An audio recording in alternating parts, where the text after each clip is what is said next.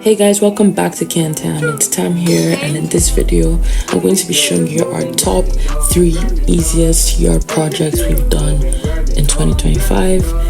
The first project I like to call a hostel revival because it involved us removing the weeds from this garden bed to let the hostas shine and grow without being overcrowded.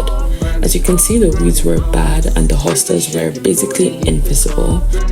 And once we had removed the weeds from this garden bed, we counted about 10 healthy and fresh hostas ready to thrive.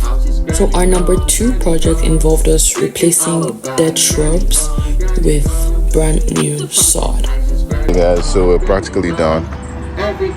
Took it out and then we'll put the sod in. Okay, guys. Job well done.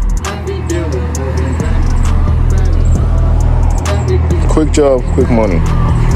Book Cantan Palm Design Jersey now. Don't miss out on us.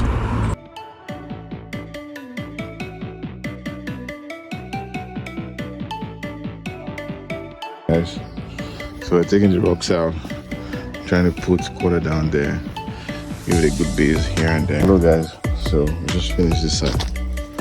Reduce this place.